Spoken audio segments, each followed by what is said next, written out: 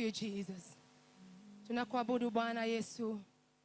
Tukisema ni wewe tu wa kuabudiwa. Ukiwa pale nyumbani jisikie kumwabudu Bwana.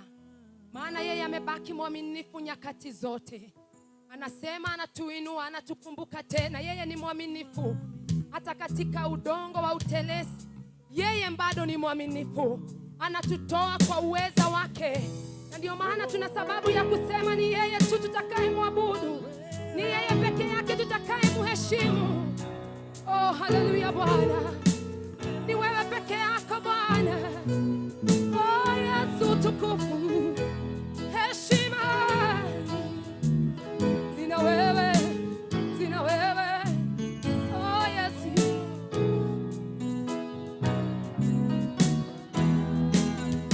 Ni wewe Yesu wa kuabudiwa. Ni wewe Yesu wa kuabudiwa. Utukufu na heshima zina wewe Yesu. Ni wewe Yesu wa kuabudiwa. Ni wewe Yesu wa kuabudiwa. Ni wewe peke yako Yesu. Ni wewe Yesu wa kuabudiwa. Utukufu na heshima zina wewe Yesu. Ni wewe Yesu wa kuabudiwa. Ni wewe Yesu wa kushujudiwa. Ni wewe Yesu wa kuinamiwa. Utukufu na heshima zina wewe Yesu. Ni wewe Yesu wa kuabudiwa. Ni wewe Yesu wa kuabudiwa. Peke yako ni wewe. Ni wewe Yesu wa kuabudiwa. Tunakuabudu peke yako. Utukufu na heshima zina wewe Yesu. Ni wewe Yesu wa kuabudiwa. Ni wewe Yesu wa kupewa sifa. Ni wewe Yesu wa kutumainiwa. Sifa zote mamlaka twakupa wewe Yesu. Ni wewe Yesu wa kuabudiwa. Ni wewe Yesu wa kuabudiwa. Peke yako. Ni wewe Yesu takatifu wa kuabudiwa. Tukuabudu wewe. Tukufu na heshima zina wewe Yesu. Ni wewe Yesu wa kuabudiwa. Ni wewe Yesu umetamalaki. Ni wewe Yesu tunakuinua. Sifa zetu na heshima tunakupa wewe Yesu.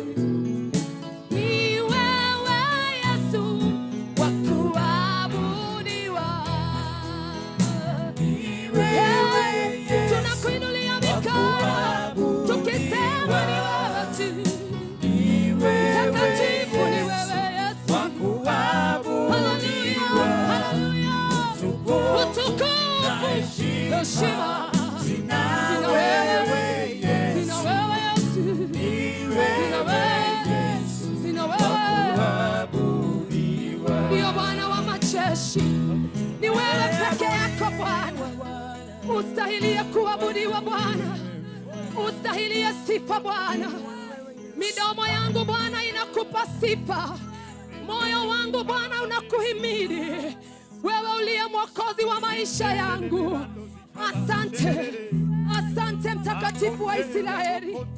Mungu wetu twakuabudu. Mungu wetu twakutukuza.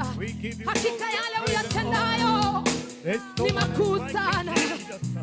Fadhili zako ni za milele. Wewe usiyeweza kulinganishwa na yeyote. Ni nani kama wewe Bwana? Ya mashaka ya ntaraba. Eshetekere bari mama ya ntaraba. Yesu, Yesu, wewe ni mwema sana.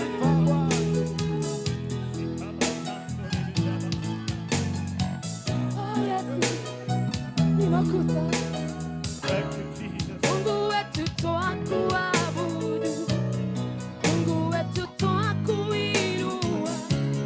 Yale uyatendayo makuu mno. Fadhili zako za milele haulinganishwi na yeyote. Niwe uliye mwanzo tena mwisho. Unastahili, Yesu, kuabudiwa, kuinuliwa. Unastahili, Yesu, kuinuliwa, kusujudiwa. Unastahili, Yesu, kusujudiwa.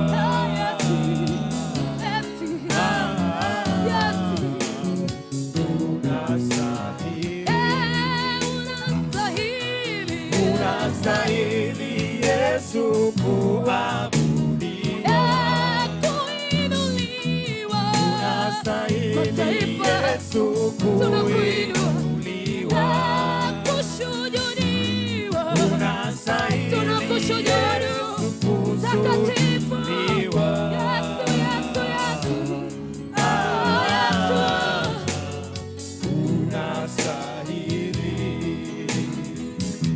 Bwana Yesu wastahili kuabudiwa.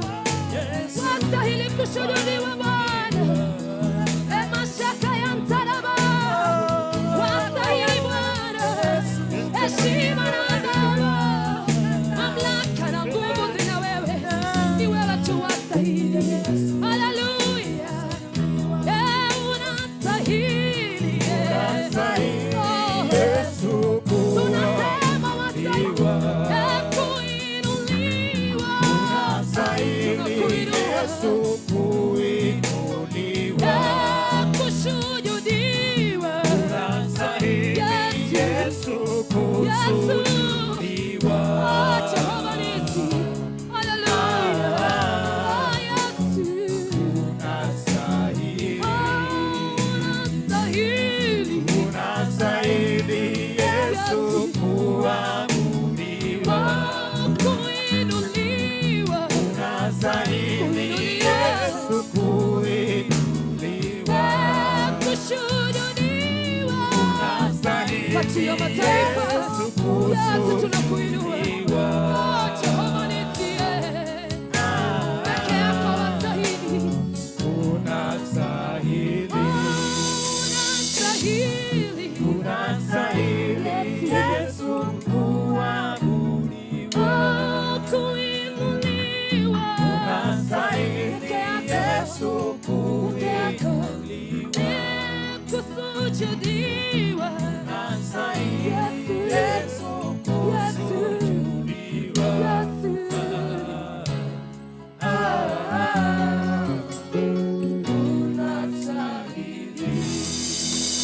Ndiyo Bwana, wewe unastahili na hakuna mwingine aliye kama wewe. Pokea sifa na utukufu wote mtakatifu. Asante Roho wa Bwana, asante Mungu Baba, asante Mungu Mwana. The name of Jesus, wote tuseme amen. Basi wapi vigelegele na shangwe kwa Yesu. Asante sana wewe ambaye umejiunga nasi asubuhi ya leo.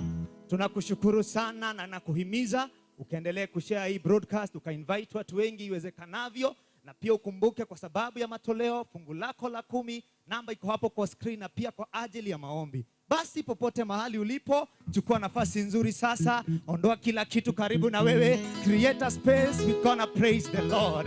Wapi shangwe na vigelegele? Wapi shangwe na vigelegele? Inua mikono yako juu kwa Yesu, tumsifu Bwana asubuhi ya leo. Wapi vigelegele? Inua mikono yako kwa Yesu. Inua, inua, inua, inua, inua, inua, inua, inua, vigelegele na shangwe. Wa milele Mungu wa baraka ni nani sema yeye? Wa milele Mungu wa baraka ni yeye. Wa mapendo Mungu wa mapendo ni nani imba yeye? Wa milele Mungu wa baraka ni yeye. Wa miujiza Mungu wa miujiza ni nani sema yeye? Wa milele Mungu wa baraka ni yeye.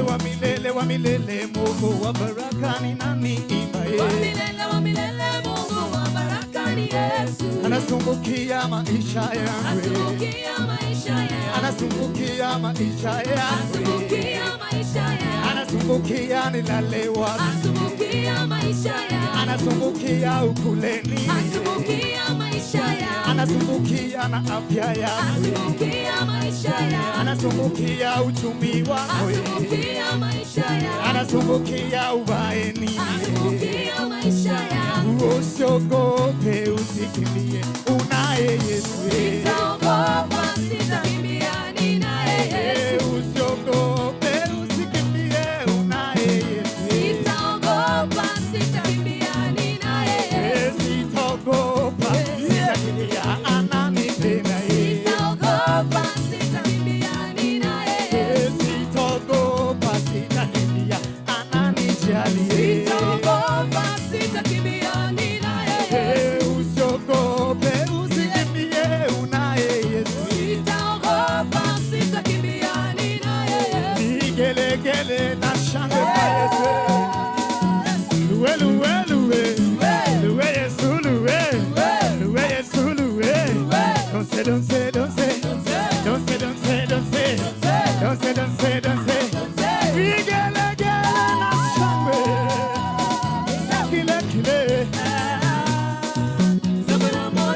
Ekile,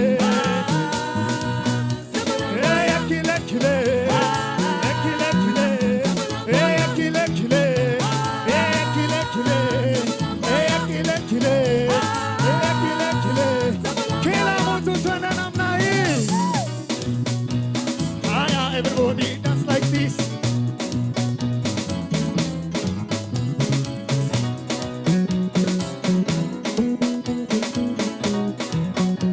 Vigelegele na shangwe.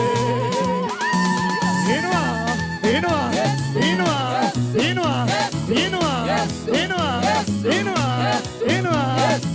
Bwana vigelegele na shangwe. Cheza.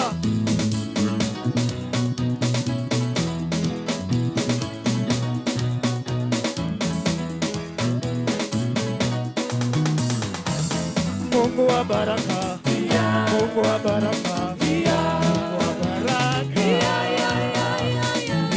Mungu anaweza, Mungu anaweza, Mungu anaweza. Tumuinue, tumuinue, tumuinue, tumpe sifa, tumpe sifa, tumpe sifa.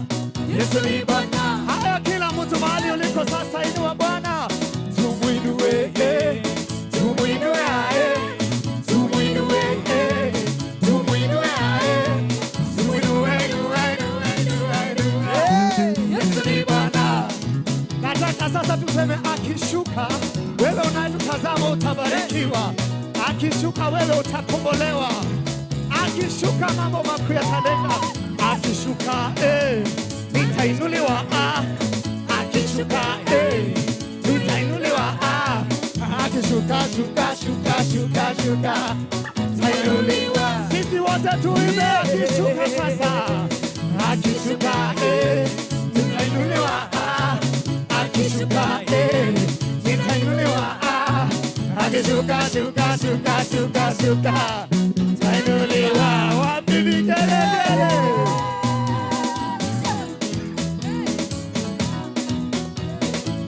Hallelujah, hallelujah, hallelujah, hallelujah, hallelujah, hallelujah, hallelujah, hallelujah, hallelujah, hallelujah, hallelujah, hallelujah. Yesu anaweza, hallelujah, Yesu anaponya, hallelujah, hallelujah, hallelujah, hallelujah, hallelujah, hallelujah. Vigelegele na shangwe.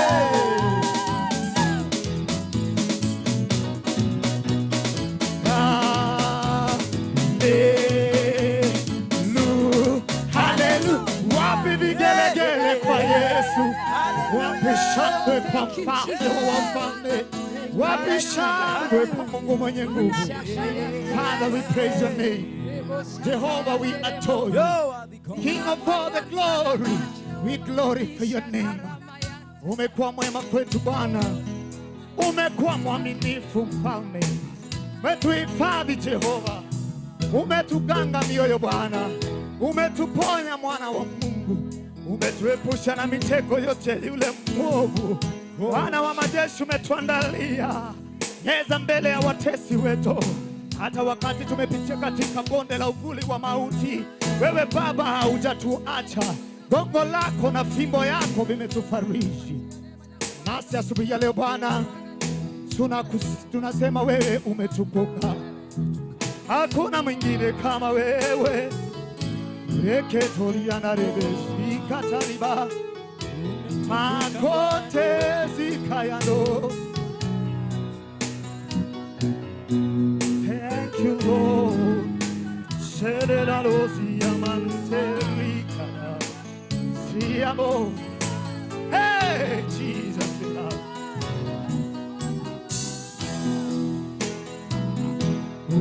umetukuka na kuheshimu, hakuna mwingine kama wewe. Wewe Mungu Baba yangu, na kuinua na kuabudu. Umetukuka, umetukuka na kuheshimu, hakuna mwingine kama wewe. Wewe Mungu Baba yangu, nakuinua na kuabudu. Umetukuka, tukuze Bwana mahali popote ulipo, hakuna mwingine kama wewe. Wewe Mungu Baba yangu, nakuinua na kuabudu. Wewe mwanzo tena mwisho, Simba wa Yuda hautashindwa. Sauti yako naielewa, unaponena nasikia. Umetukuka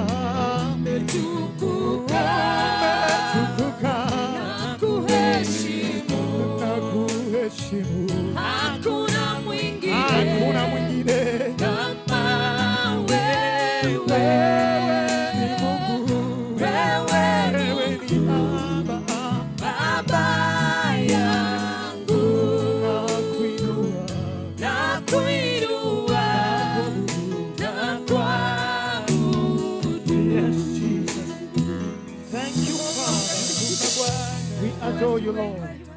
Abudu jina lako Mungu wa uzima, maana wewe ni Jehova na wewe ni jemedari. Bwana, wewe ni Mungu mkuu, hakuna Mungu mwingine aliye kama wewe Jehova. Umeinuliwa na hata kuhimidiwa juu ya falme na mamlaka yote, Mungu wa mbinguni.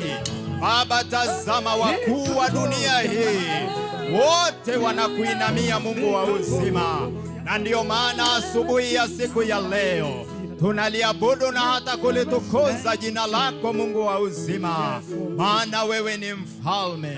Asante Bwana wa mabwana, maana wewe ni Mungu mkuu. Wewe ni Jehova, wewe ni Mungu wetu, wewe ni kimbilio, na wewe Bwana ni nguvu zetu. Baba, tunakushukuru hata kwa ajili ya vipindi ambavyo vimepita, Mungu wa uzima. Baba, tazama, umepokea sifa ya ibada zetu, Mungu wa mbinguni. Jina lako litukuzwe na hata liabudiwe, Mungu wa mbinguni. Na Bwana, hata sasa tunapoenda kulisikia neno la uzima, Mungu, naomba ukatubariki. Bwana wa mabwana, uinuliwe, maana hakuna Mungu mwingine aliye kama wewe. Pokea sifa, heshima na hata utukufu, na ni katika jina la Yesu tunaomba na hata kushukuru. Amen. Amen. Basi praise and worship, Mungu aweze kuwabariki sana. Mmefanya kazi nzuri ya kuweza kufanikisha ibada ya asubuhi ya siku ya leo.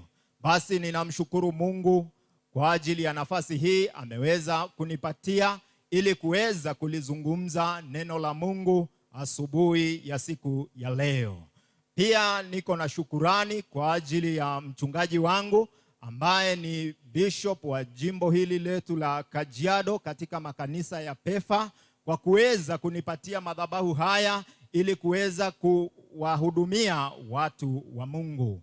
Basi msikilizaji wangu na mtazamaji wangu, nataka kuleta neno kwa kichwa cha ujumbe wa siku ya leo ni kuhusu maombi.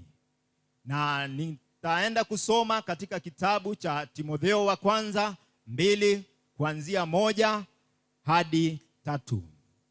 Basi na nitasoma. Basi kabla ya mambo yote nataka dua na sala na maombezi na shukurani zifanyike kwa ajili ya watu wote. Mstari wa 2, kwa ajili ya wafalme wote wenye mamlaka, tuishi maisha ya utulivu na amani katika utauwa wote na ustahivu. Mstari wa 3, hili ni zuri nalo la kubalika mbele za Mungu Mwokozi wetu. Basi neno la Mungu linazungumza kuhusu maombi, na tukiangalia katika mistari ambayo tumeisoma, tunaona yako maombi namna kadhaa. Na kuna maombezi, kuna shukurani, na kuna dua, na pia kuna sala. Lakini asubuhi ya siku ya leo ningependa tuweze kuangalia kipengele kuhusu maombezi. Maana maombi ni njia moja ya kuweza kuzungumza na Mungu na kuwa na ule ushikamano pamoja na Mungu. Na ziko njia kadhaa za kuweza kufanya maombezi. Na mtu ambaye anaitwa ni muombezi ni mtu ambaye anafananishwa na wakili. Na wakili ni mtu ambaye huwa anamtetea mtu hata wakati ambapo yuko na makosa. Kwa hivyo huyu mtu ambaye anaitwa ni muombezi ni mtu anasimama kwa niaba ya, yeye anasimama katikati ya wewe na yule ambaye anakushtaki. Na ninataka kusema hivi, muombezi analinganishwa na wakili. Na kama tunavyojua, wakili anapomtetea mtu, haijalishi kwamba una makosa ama hauna, yeye hutumia sheria za nchi na ananakili na ananukuu na anasema ya kwamba kulingana na kifungu fulani cha sheria, huyu mtu hafai kufanywa hivi ama kuadhibiwa.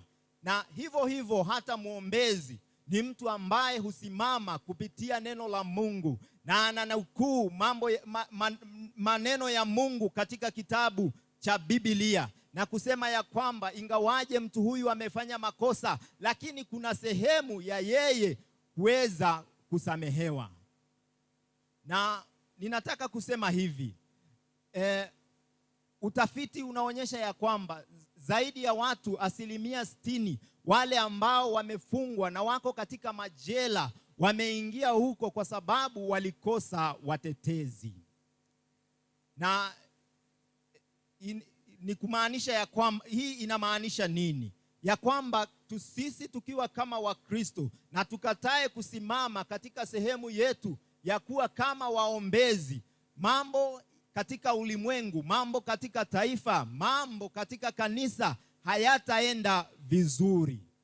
Na ninataka nisome pia mstari mwingine katika kitabu cha Nehemia 9 na mstari wa 17, na inasema hivi: ila wakakataa kutii, wala hawakuyakumbuka maajabu yako ulioyafanya kati yao, lakini wakafanya shingo zao kuwa ngumu, na katika kuasi kwao wakaweka jemedari ili wairudie hali ya utumwa. Lakini wewe Mungu mwenye neema, si mwepesi wa hasira, mwingi wa rehema, basi haukuwaacha wakaangamia. Na hii inamaanisha nini? Hii inatufundisha ya kwamba mtu ambaye anaitwa ni mwombezi hufuata neno la Mungu. Maana wakati ambapo mtu anasimama na kuomba, ijapokuwa umetenda dhambi ama umeenda kinyume na neno la Mungu ama umemuasi Mungu, kama vile ambavyo neno linatuonesha katika kitabu hiki cha Nehemia, wana wa Israeli walipomuasi Mungu na wakafanya shingo zao kuwa ngumu, lakini Mungu aliwarehemu. Na hii inamaanisha ya kwamba wewe kama ni muombezi, kuna mambo ambayo unafaa kumkumbusha Mungu. Unamkumbusha Mungu kwamba wewe ni Mungu wa rehema, wewe ni Mungu mwenye huruma nyingi, wewe ni Mungu usiye mwepesi wa hasira, wewe ni mwingi wa rehema. Na kupitia hiyo tunaona ya kwamba wana wa Israeli Mungu hakuwaacha waangamie. Na hii inatufundisha ya kwamba wakati ambapo hatuna muombezi, shetani huwa, ambaye yeye ni mshtaki wetu, huwa anatushtaki mbele za Mungu kila wakati. Na pasipokuwa na muombezi, Mungu hana la kufanya ila kutuchukulia hatua. Angalia hii.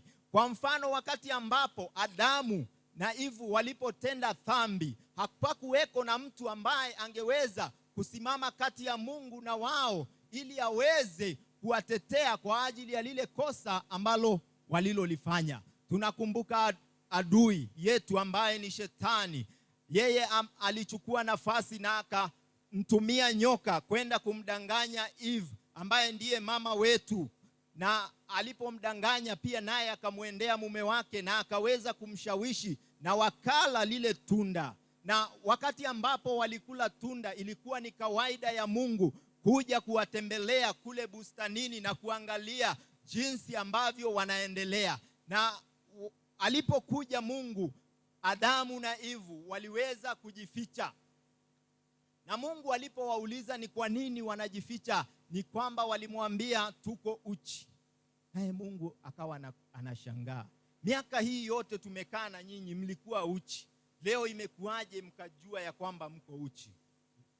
Na hii inatuonesha ya kwamba madhara ya dhambi. Wakati ambapo tunatenda dhambi, adui anatufanya tunakuwa uchi. Na ndio maana tunaona ya kwamba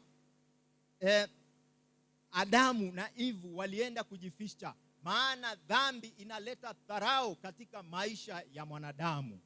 Na wacha niseme hivi, Mungu akachukua hatua, maana hapakuwa na mtu angeweza kusimama kati ya Adam na Mungu ili kuweza kuwatetea. Akafanya mwafaka ama akamhurumia tu mwanadamu kwa kuchukua mwana kondoo na kuweza kumchinja, na ile ngozi akaweza kuwavika ili waache kuwa uchi. Na hivyo ndivyo ambavyo adui alivyo mbaya. Na sisi pia kama kanisa wakati huu, na hasa katika kipindi hiki ambacho tunapitia kikiwa kigumu, tuko na jukumu la kusimama katika nafasi zetu na kuwa waombezi kwa ajili ya ulimwengu mzima na kwa ajili hata ya taifa letu la Kenya. Maana Biblia inasema ya kwamba makusudi ya shetani kufanya ushtaki mbele za Mungu ni kufanya ile confidence yetu iweze kupotea mbele za Mungu. Na wakati ambapo hatuna ule uhakika ama confidence ya kumwendea Mungu, inakuwa maombi yetu yanashindwa kuweza kumfikia Mungu. Na katika kitabu cha Waibrania 4 na mstari wa 16 inasema ya kwamba basi na tukikaribie kiti cha neema kwa ujasiri, tupewe rehema na kupata neema ya kutusaidia wakati wa mahitaji. Na kwa hivyo shetani wakati ambapo anaingia na kufanyika mshtaki katika maisha yetu, yeye anasababisha tukose ule ujasiri wa kumwendea Mungu. Na hivyo basi tutafanya nini sisi tukiwa kama waombezi? Maana hii ni kitu ambacho Mungu anataka tuwe nacho. Maana hakuna mahali ambapo shule watu huwa wanapelekwa ili kujifunza katika maombi. Na Mungu ametuweka tukiwa kama mawakili kwa ajili ya ulimwengu mzima. Sisi tukiwa kama kanisa tumekosa kusimama katika nafasi yetu kama waombezi ama kama mawakili kwa ajili ya watu ambao wanaangamia, kwa ajili ya watu ambao wanapitia hali ngumu na nzito. Yamkini hata hatujui ama hatufahamu wakati huu, kipindi hiki ambacho tunapitia, ambacho ni kigumu, ambacho janga la korona limeukumba ulimwengu mzima. Yawezekana pengine tukisimama katika zamu, Mungu anaweza kutuhurumia na hata kutuponya. Na kwa hivyo sisi kama waombezi inatubidi tuweze kusimama katika zamu, ili ya kwamba tuweze kusimama katika zamu na kupeleka tetesi zetu mbele za Mungu na kumwambia Mungu ya kwamba hata kama tumekosea, wewe kumbuka, wewe ni Mungu wa rehema, wewe ni Mungu ambaye usiye mwepesi wa hasira. Na wakati ambapo Mungu anakosa mtu ambaye atasimama katika zamu, hana la kufanya isipokuwa kuachilia ghadhabu yake juu ya ulimwengu. Na hii hata katika neno la Mungu, kitabu cha Ezekieli 22:30 inatuonyesha ya kwamba inasema hivi: nami nikatafuta mtu miongoni mwao atakayelitengeneza boma. Boma ni kitu ambacho kinaweka ulinzi. Wakati mtu ambapo anakuwa na mifugo huwa anatengeneza boma. Kwa hivyo boma ni kitu ambacho kinaweka ulinzi juu ya maisha yetu. Haleluya. Nami nikatafuta mtu miongoni mwao atakayelitengeneza boma. Maana hilo boma ni ya kwamba lilikuwa limeharibika, na kusimama mbele zangu mahali palipobomoka. Kuna uhatari wakati ambapo tunaacha kuta ama boma zetu zikabomoka, kwa maana inakuwa ni rahisi adui kuweza kuingia. Haleluya. Na hii neno la Mungu linaendelea kusema ya kwamba atakayetengeneza boma na kusimama mbele zangu mahali palipobomoka kwa ajili ya nchi. Kubomoka kwa mahali inamaanisha ya kwamba Mungu walikuwa wamemtenda dhambi. Maana wakati ambapo tunatenda dhambi mbele za Mungu, zile kuta za ulinzi ambazo zimetuzingira huwa zinabomoka. Naye Mungu kupitia nabii Ezekieli akawa anazungumza na kusema ya kwamba nami nikamtafuta mtu miongoni mwao atakayelitengeneza boma. Na siku ya leo jiulize wewe ukiwa kama Mkristo ya kwamba Mungu anasema ya kwamba anamtafuta mtu atakayelitengeneza boma. ni kweli boma letu limebomoka, ulinzi wetu umepotea, lakini akakosa mtu. Na mimi ninataka kusema hivi ya kwamba ni wajibu wetu sisi kama Wakristo kuweza kusimama katika nafasi zetu, kuweza kusimama katika maeneo yale ambayo tunayotakiwa, mahali ambapo boma limeharibika tuweze kulitengeneza. Na Biblia inaendelea kusema hivi, mbele zangu mahali palipobomoka kwa ajili ya nchi, nisije nikaiharibu, lakini sikuona mtu. Na hii inamaanisha ya kwamba nyakati nyingi ama mambo mengi, wakati ambapo huwa tunapitia mambo magumu, yawezekana pengine ni ghadhabu za Mungu ambazo zinatupata katika maisha yetu. Lakini kama kungekuweko na mtu ambaye angesimama katika nafasi na aseme ya kwamba Mungu tumekukosa, Mungu tumekutenda dhambi, na hata kama tumekutenda dhambi, ninasimama kwa ajili ya dhambi za watu hawa, tusamehe, tuokoe. Na hapo anapozungumza hayo mambo, anamtajia Mungu yale mambo ambayo Mungu amezungumza katika neno lake. Kama vile ambavyo nilitangulia kusema, wakili huwa anamtetea mtu kulingana na sheria za nchi, na ananukuu kipengele fulani, anasema kinasema hivi na hivi.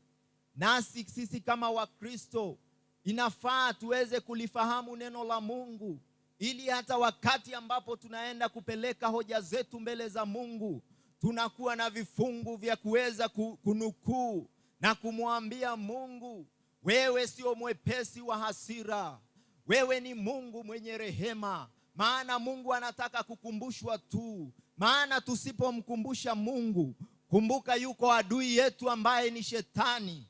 Biblia inasema ya kwamba yeye ni mshtaki wetu, na yeye huwa anaenda mbele za Mungu usiku na mchana, na anamwambia Mungu, tazama, mimi nilifanya kosa mara moja tu na ukanihukumu, lakini huyu mtu haujafanya kitu chochote kwake, amekukosea. Lakini Mungu anamwambia, wakati wowote kuna mtu ambaye amesimama kati yangu na yule mtu aliyetenda dhambi, Mungu hana la kufanya isipokuwa kusamehe. Kwa hivyo sisi kama Wakristo tunafaa kusimama katika zamu na kukaa maisha ya kujitakasa. Maana huyu mshtaki wetu kila wakati huwa anapeleka mashtaka mbele za Mungu. Na unajua, wakati ambapo mshtaki anapeleka mashtaka, tunakosa ule ujasiri wa kuweza kumwendea Mungu, wa kuweza kukiendea kiti cha rehema, wa kuweza kukiendea hicho kiti cha rehema. Anapoteza huo ujasiri wetu.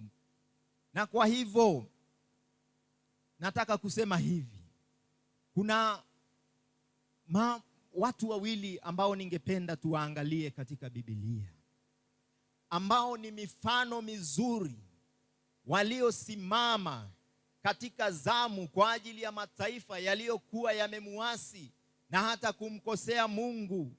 Lakini baada ya kusimama katika zamu na kumkumbusha Mungu yale ambayo ameyasema katika neno lake, Mungu hakuwa na sababu nyingine ila kuwasamehe watu wake. Mtu wa kwanza ambaye ningependa tumwangalie ni Ibrahimu. Na Biblia inasema ya kwamba katika kitabu cha Mwanzo 18, hadithi hii mnaijua na mnaifahamu, na mnajua ya kwamba Mungu alikuwa na maongezi marefu na Ibrahimu wakati ambapo alikuwa anataka kwenda kuharibu Sodoma na Gomora. Lakini kitu cha kututia moyo ni ya kwamba hakuna jambo lolote Mungu huwa analitenda bila kuwajulisha watu wake ama rafiki zake. Maana Biblia inasema ya kwamba Abrahamu alikuwa rafiki wa Mungu. Na Abrahamu aliongea na Mungu na akamwambia, je, kama kuna watu kiasi hiki, je, utaliharibu taifa? Akaendelea. He continued to bargain because of Sodom and Gomorrah. Na wacha nikuhakikishie na nikwambie, Mungu aliondoka tu wakati ambapo walimaliza mazungumzo na Abrahamu. Hii inamaanisha nini? Mungu huwa hatupuuzi, kama vile ambavyo hakumpuuza Ibrahimu. Ingawaje Sodoma na Gomora walitenda mambo maovu mbele za Mungu, lakini kwa ajili ya Abrahamu kwenda na kusimama kati ya Sodoma na akawa wakili wao, Mungu aliweza kusikia, na hakika Lutu akaweza kuokoka. Bwana Yesu asifiwe. Na kuna hadithi nyingine ambaye iko katika kitabu cha Kutoka 32 na mstari wa 10. Na Biblia inasema ya kwamba Mungu alikuwa amewakwa na hasira kwa ajili ya wana wa Israeli, na akawa anamwambia Musa, niache, leave me alone. Yani ni kama Mungu alikuwa amefungwa mahali, la anamwambia Musa, niachilie niende. Na Biblia inasema ya kwamba basi sasa niache ili hasira zangu ziwake juu yao, niwaangamize, nami nitakufanya uwe taifa kuu. Hadithi hii tunaifahamu vizuri sana, vile ambavyo Musa aliweza kuzungumza na Mungu na akamwambia, ukiliharibu hili taifa la Israeli, je, Wamisri watatukuchukuaje? Kwamba uliwachukua wana wa Israeli kutoka kwao na ukaja kuwaangamiza hapa jangwani.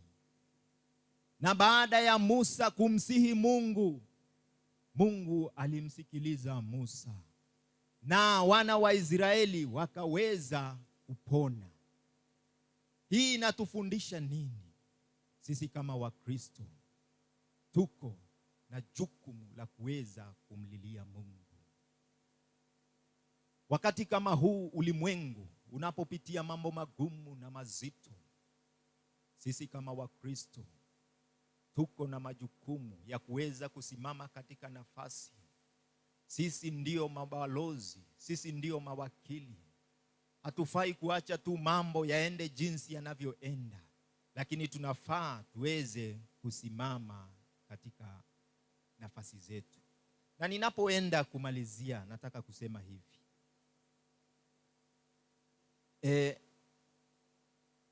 Sisi kama kanisa tuko na jukumu la kuomba hata kwa ajili ya ulimwengu mzima, kuomba kwa ajili ya bara la Afrika, kuomba hata kwa ajili ya nchi yetu ya Kenya, na hata kwa ajili ya familia zetu. Ni vizuri tuweze kufanya jinsi ambavyo neno la Mungu limeweza kutufundisha asubuhi ya siku ya leo. Maana yawezekana tusipoomba hakuna chochote ambacho kitafanyika. Maana neno la Mungu linasema ya kwamba ombeni nanyi mtapewa, bisheni nanyi mtafunguliwa.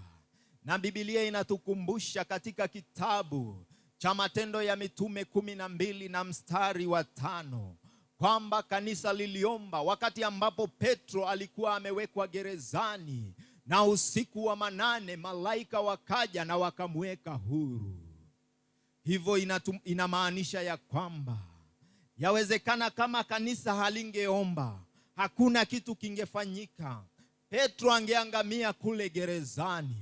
Kwa hivyo hata sisi ndio kanisa la leo, kama lile kanisa lilikuweko wakati ule, tuna wajibu wa kuomba tuna wajibu wa kuomba kwa ajili ya taifa letu la Kenya. Tuko na wajibu wa kuomba kwa ajili ya ulimwengu mzima. Tuko na wajibu wa kuomba kwa ajili ya familia zetu. Tuko na wajibu wa kuomba hata kwa ajili ya wale ambao ni wenye dhambi, maana watu wanaangamia katika dhambi. Tufanye kama jinsi ambavyo mawakili huwa wanafanya. Hata kama una makosa, anasimama kidete mbele ya koti na mbele ya hakimu, na ananukuu vifungu vya maneno, na anasema mtu huyu anastahili kuachwa na awekwe huru. Nasi tulifahamu neno la Mungu asubuhi ya siku ya leo, na tulitumie kwa ajili ya kuwaweka watu huru ambao wamewekwa katika vifungo. Tulitumie neno la Mungu hata kwa ajili ya janga ambalo linapita wakati huu. Yamkini pengine tumemtenda Mungu dhambi, na ndio maana janga hili linapita. Lakini sisi kama Wakristo, sisi kama kanisa, kama tutasimama katika nafasi, hakika Mungu ni mwingi wa rehema. Hakika Mungu sio mwepesi wa hasira. Hawezi kuacha tuangamie. Bwana Yesu asifiwe. Kwa hivyo ninaomba sisi tukiwa kama kanisa tuweze kukumbuka kuomba, maana ni jukumu letu. Uombezi haujatengewa watu fulani, lakini ni sisi sote. Wewe ambaye umeitwa kama mtoto wa Mungu, uko na jukumu la kuomba kwa ajili ya kanisa. Uko na jukumu la kuomba kama vile ambavyo tumesoma wakati ambapo tukianza neno katika kitabu cha Timotheo, na neno likasema ya kwamba tuwe na maombezi na shukurani zifanyike kwa ajili ya watu wote. Kwa hivyo maombi yanatakikana kufanyika kwa ajili ya watu wote. Haijalishi ni wenye dhambi, haijalishi ni walie katika mamlaka, lakini kila mtu anafaa kuombewa. Ningependa uweze kuchukua dakika yako moja ama mbili, uweze kuzungumza neno mbele za Mungu, na usimame kama wakili, usimame kama muombezi, ili tuweze kuintercede kwa ajili ya taifa letu la Kenya, tuweze kuintercede kwa ajili ya ulimwengu mzima. Nataka kuomba sasa. Baba, katika jina la Yesu, tunakushukuru kwa maana wewe ni Mungu. Wewe umesema katika neno lako, wewe ni mwingi wa rehema. Wewe sio mwepesi wa hasira.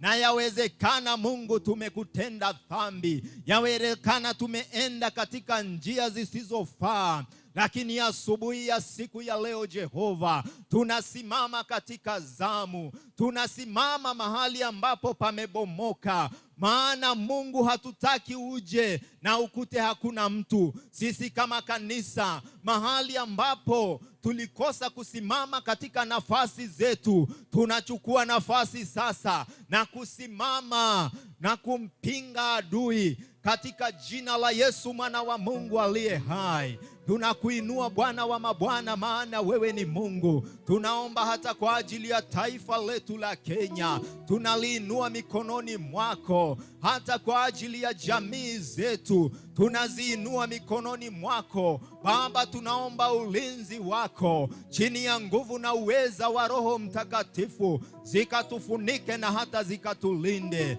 Baba, tunataka kuomba pia hata kwa ajili ya wagonjwa. Yamkini wewe ambaye unanitazama hapo, wewe ni mgonjwa na hausikii vizuri. Amini pamoja na mimi, maana kwa kupigwa kwa Yesu Kristo tuliweza kupokea uponyaji. Na ninazungumza uponyaji kwa wewe ambaye ni mgonjwa. Ninazungumza uponyaji kwa wewe ambaye hauwezi. Asante Baba wa mbinguni, maana wewe ni Jehova na wewe ni mfalme. Uinuliwe na hata uhimidiwe, maana wewe ni Mungu mkuu. Na ni katika jina la Yesu naomba sote tuweze kusema amen. Basi tunamshukuru Mungu kwa ajili ya nafasi hiyo ambaye ameweza kutupatia ili kulisikiliza neno lake. Basi ningependa tu kukuambia ya kwamba kazi ya Mungu inahitaji kufanyiwa support, na kuna namba ambazo zinapita hapo katika screen. Unaweza kutuma fungu lako la 10, unaweza kutuma sadaka yako mahali pale, ili neno liweze kuendelea, ili kazi ya Mungu iweze kuendelea. Asanteni kwa kunisikiliza na Mungu awabariki sana.